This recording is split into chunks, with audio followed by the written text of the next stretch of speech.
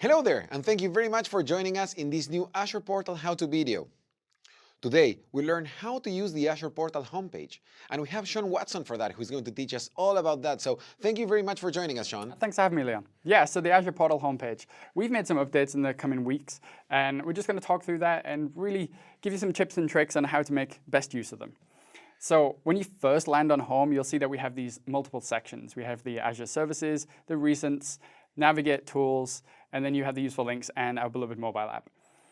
One of the big things here, we've tried to really differentiate the two pieces. So we have Azure services and recent resources. That's more about you and your usage of the product. And then we have a section which is going to be more fixed and something you can really rely on muscle memory to make use of. So let's dive into the Azure services. From Azure services, I can always get access to the marketplace via create a resource. So I can get the full suite of offering of all the different possible creates that we have. I have up to 8 of my most recently visited services.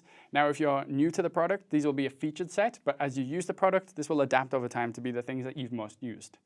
And then finally, I have more services. So more services is really where I can get access to everything. And that is everything. So from these 8 here, they're my most recently used, but then at any point in time, I can really dive into the more services, which is the all services offering you have today. And then you really see the full suite of things. Perfect. So the more I use the product, this adjusts to my usage, but I can still go through the full offering and find anything else. Yeah, exactly. So as you do use the product, this will adapt to you, but at any point in time, you can come to more services and get access to everything. That sounds great. Yeah. So recent resources. This section may or may not be there depending on your usage, but as you use the product, this will populate, and we have a limit of 12 recents we show here. But you can see here, I've got a section of recents which I've accessed over the last few minutes, but also over the last few days. And now we'll track that over many months too. So here I can see that I've got virtual machines and I've got app services which I've been manipulating and some of my specs that I've been writing recently. This is going to give you a one-click access to the recent resources that you navigate to very frequently. Now at any point in time, load up home, my recent resources are one click away and I can get straight into what I'm doing. So that will give you like highest productivity, right? You guys just get there. If you need to stop that VM or start that VM or whatever, you go to home, one click away, it's right there. And done. Yep, exactly that. Moving on to Navigate. So Navigate is this fixed section which we've curated based on where people like to actually spend their time from a sort of a repeated use. So subscriptions, resource groups, all resources, and my dashboards. I can always get access to these things. These things that used to be in the left navigation, and I've sort of had one click away. We've made sure they're one click away here too.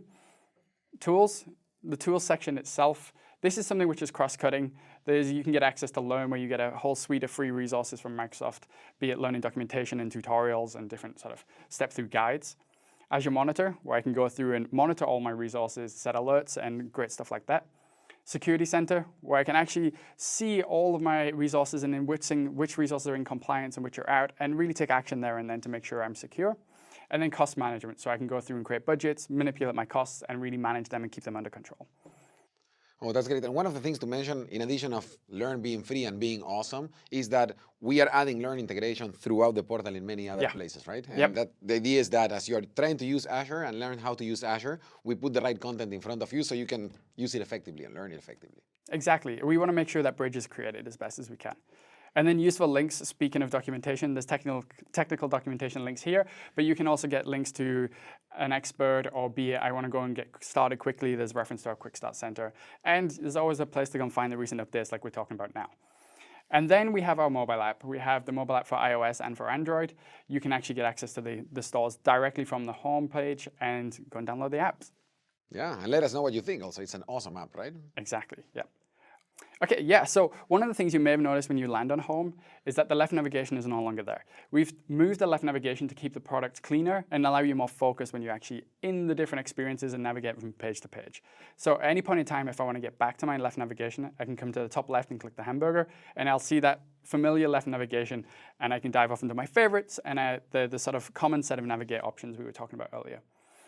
If pinning this thing is something you desire, you can come back to the settings page and you can go and change that setting, and you can go back between the docked mode and the flyout mode at any point in time. If you're jumping between large and small resolutions, that's something you can quickly get access to. And then one last piece, you were talking about learning integration. So I just want to show you the service cards. There'll be a follow-up video on the depth of service cards in the offering that we have here, but I want to briefly touch upon it. So from home, you can actually hover on any of those recent services, and I can get quick access to recent resources within those services, create and browse, but also some of the free training and other useful links. That's really great, and that's contextual, right? So Exactly. every service will get their own training. Yep, and that's part of creating that bridge and creating a better link between the product and documentation. That's really great. Thank you very much, Sean. Oh, thank you. And thanks every one of you for watching. Please leave us a comment on the video. Try all of these and let us know what you think. Follow us on Twitter. Thanks for watching and look forward to seeing you in the next video. Thanks.